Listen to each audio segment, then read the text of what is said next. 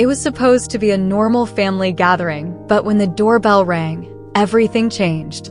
What happens when the line between love and family gets blurred? Secrets are revealed, emotions run wild, and a forbidden kiss shatters everything. In today's story, we dive into the dark and twisted side of family bonds. This is not a love story you've ever heard before. That day was the craziest yet most intimate and exciting night of my life. It started like any other family gathering, the kind we've all been to dozens of times before. My sister Claire had organized a little celebration for her youngest, Dylan, who had just turned 18. The house was filled with chatter, laughter, and the clinking of silverware as people helped themselves to slices of cake and refills of drinks. Dylan had always been a quiet kid, but over the last year, he'd grown into himself, taller, more confident, and surprisingly charming. The house was buzzing, guests mingling, and Dylan was making his rounds, thanking people for their gifts. My husband Greg was in the living room with my brother-in-law, drinking beers and discussing something to do with football. Meanwhile, I found myself drawn to the kitchen for a moment of quiet. The kitchen was a sanctuary in that house. I'd always loved it. The big windows let the sunlight spill in, making everything feel warm and comfortable. I busied myself washing a few dishes that had piled up, the hum of conversation and laughter muffled behind the walls. As I wiped my hands dry and glanced around the room, I heard footsteps behind me. "Hey, Aunt Juz." I turned to see Dylan standing at the door, an almost shy smile on his face. "Oh, Dylan. How's the birthday boy?" I teased, giving him a soft punch on the arm as he stepped closer. He chuckled, leaning against the counter beside me. "I'm good. It's a bit overwhelming, though. I guess I'm not used to all the attention." There was something different about him. I noticed then, his eyes, the way they lingered a little longer than usual. Or maybe it was the way he stood closer than he normally would. I brushed the thought away, chalking it up to him just being more grown up than I remembered. We chatted casually for a few minutes, talking about his plans now that he'd graduated from high school, his summer job at the local coffee shop, and his hopes for college in the fall. But there was an underlying tension in the air. Maybe it was just my imagination, but something felt off. Still, I ignored it, thinking nothing of it. Then, as we were about to head back to the living room, Dylan shifted his weight, his voice taking on a quieter tone. "Aunt Juz, can I tell you something?" I paused. There was something in his voice that made me stop and look at him properly, really look at him. His eyes weren't those of the shy boy I'd watched grow up. They were intense, almost troubled. "Of course, Dylan. What's on your mind?" He ran a hand through his hair, a gesture I recognized from his younger days when he used to get nervous before asking for something big, like an expensive toy or staying up late on a school night. It's something I've been keeping to myself for a while. "I don't know who else to talk to about it," he said, glancing down, avoiding my gaze. My stomach twisted slightly with concern, but I tried to keep my voice light. "Dylan, you can talk to me about anything. You know that." He nodded but didn't speak right away. For a moment, it seemed like he was struggling to find the right words. Then he looked up, and the seriousness in his expression made my heart race. "Aunt Juz, it's you." I froze, not understanding what he meant at first. "What do you mean?" He took a step closer, his voice low, almost a whisper. I've been in love with you for a while now. I didn't know how to tell you, but I couldn't keep it to myself anymore." The ground felt like it had shifted beneath me. My breath caught in my throat, and all the sounds from the other room seemed to fade into a dull hum. This wasn't happening. Dylan, my nephew, the boy I'd babysat, helped with homework, and watched grow up, was standing in front of me, telling me he was in love with me. "Dylan," I finally managed, my voice shaky. "You don't know what you're saying." But he didn't back down. His eyes stayed locked on mine, full of a sincerity that both terrified and confused me. "I know exactly what I'm saying, Aunt Juz. I've been thinking about this for a long time. I didn't want to make things awkward, but I couldn't stay quiet anymore. I've felt this way for a while." I couldn't speak.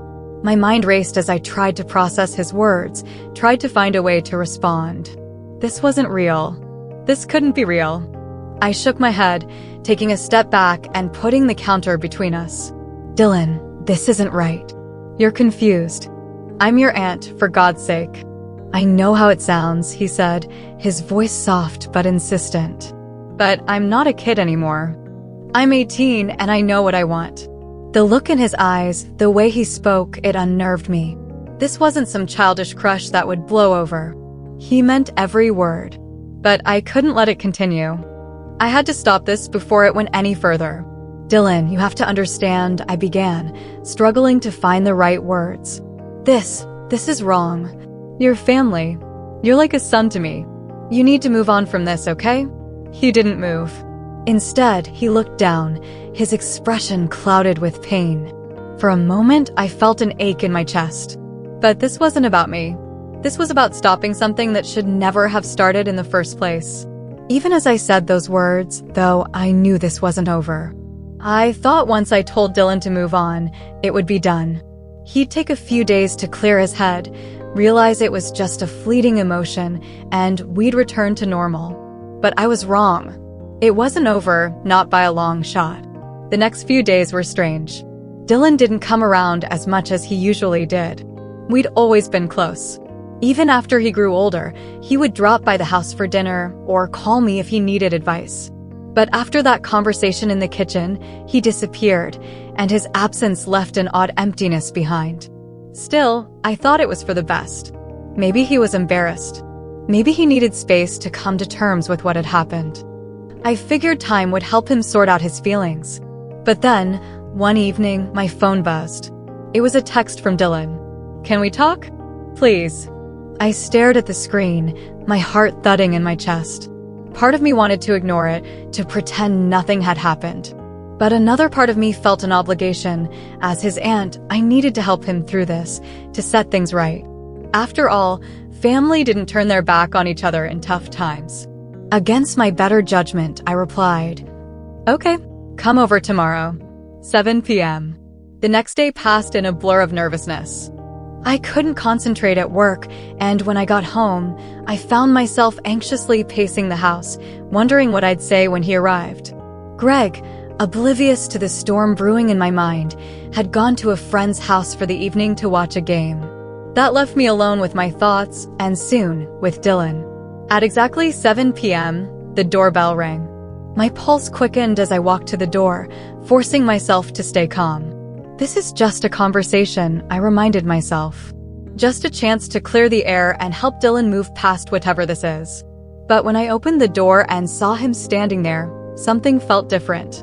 He wasn't the awkward, unsure boy I'd spoken to in the kitchen. His posture was confident, his gaze steady, and there was an intensity in his eyes that sent a shiver down my spine. "Hey," I greeted him, my voice shaky. "Hey," he replied, stepping inside. His expression was unreadable, but the tension between us hung thick in the air. I led him to the living room, where we both sat down, a coffee table between us. The silence was suffocating. For a moment, neither of us knew where to start. Then Dylan broke it. "Aunt Jules, I've been thinking about what you said," he began, his voice soft but sure. "I've tried to forget what I feel, like you told me to. But I can't." I opened my mouth to interrupt, to tell him this was crazy. But he raised his hand gently, cutting me off. "Please, just listen." Reluctantly, I nodded, though every fiber of my being screamed for me to put an end to this conversation before it went too far. "I know this is wrong.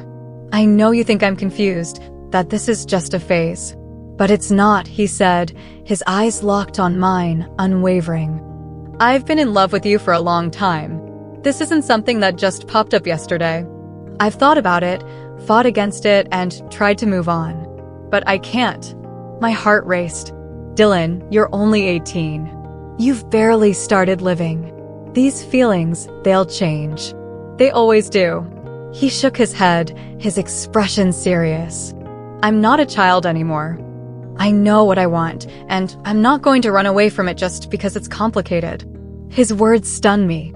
Dylan had always been mature for his age, but this was different. There was a gravity to his tone, a certainty that unsettled me. I had expected him to be awkward and confused, but instead, he was calm, determined. "This isn't just about what you want," I said, my voice firmer than before. "There's more at stake here. I'm your aunt.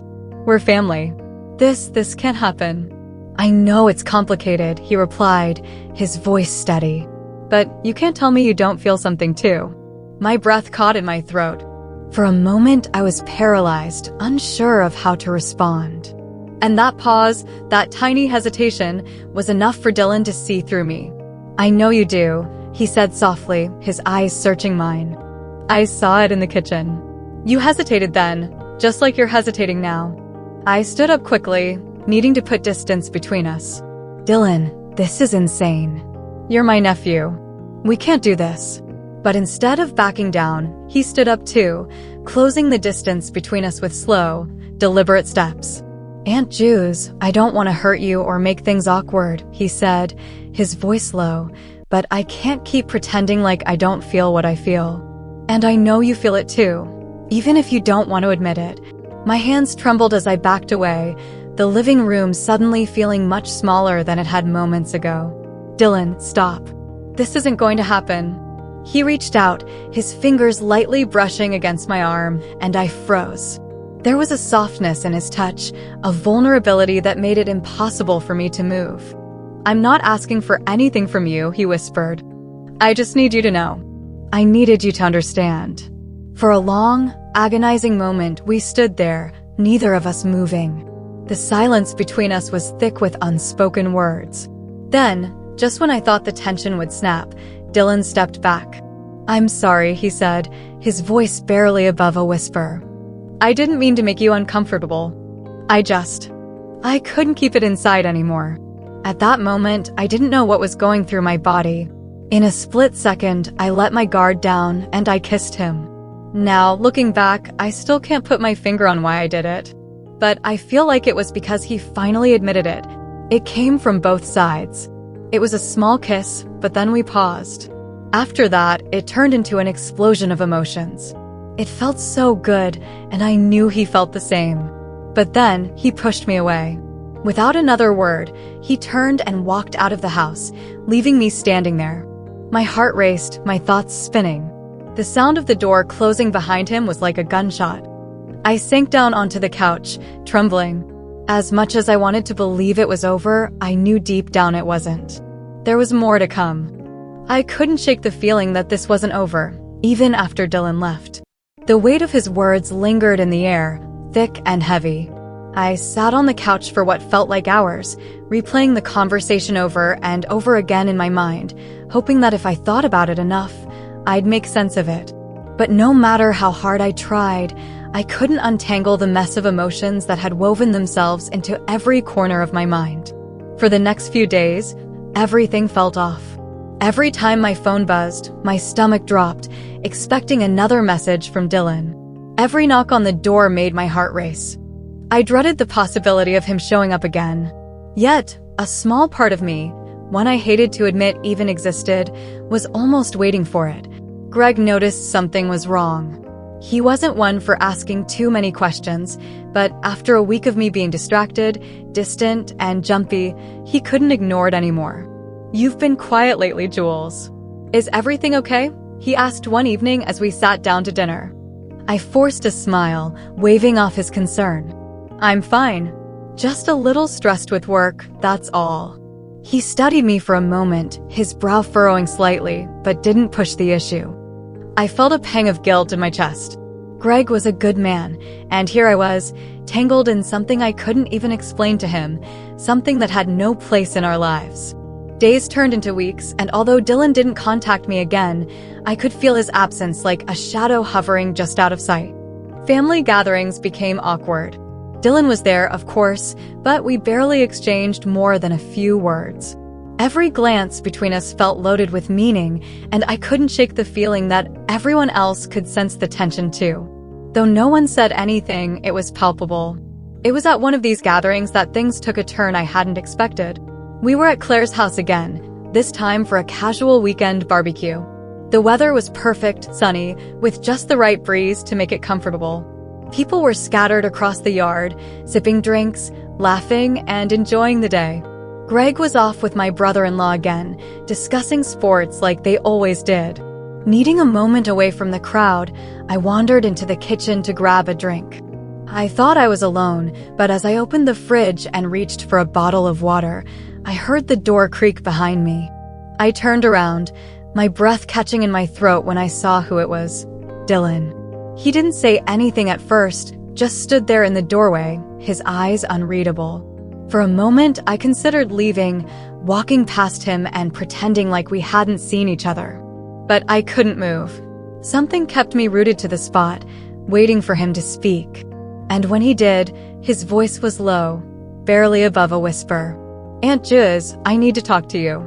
My heart pounded in my chest, but I forced myself to stay calm. "Dylan, now's not the time. There are people right outside." "I know, but this can't wait," he said, stepping further into the room. "I've tried to stay away. I've tried to forget everything that happened, but I can't." I took a step back, feeling the cool surface of the kitchen counter press against my back. "Dylan, we talked about this. What you feel, it's not real." "It's just confusion," I said, pretending like I didn't feel anything. "It's not confusion," he interrupted, his voice steady, unwavering. "I've thought about it every day since that night. I've been trying to figure out how to move on, but nothing works. I still feel the same." I shook my head, panic rising in my chest. You're making this harder than it has to be. You need to move on." "Dylan, this isn't right."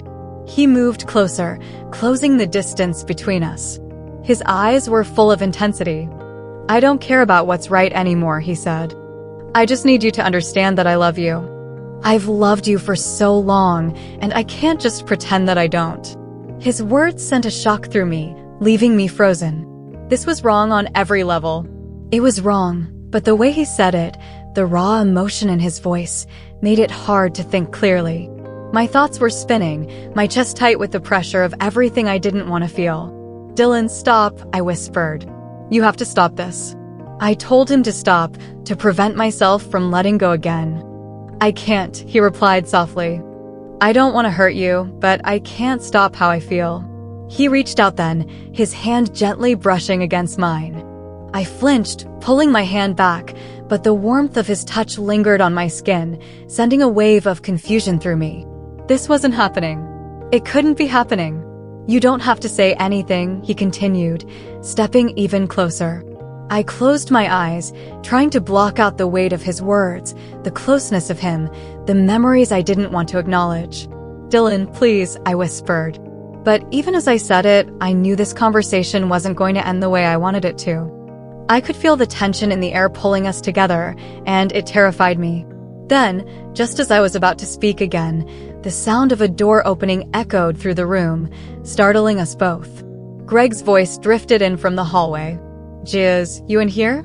Panic shot through me, and I quickly stepped away from Dylan, putting as much distance between us as I could before Greg appeared in the doorway, a smile on his face. There you are. Claire's looking for you outside." I nodded, forcing a tight smile as I grabbed the water bottle from the counter.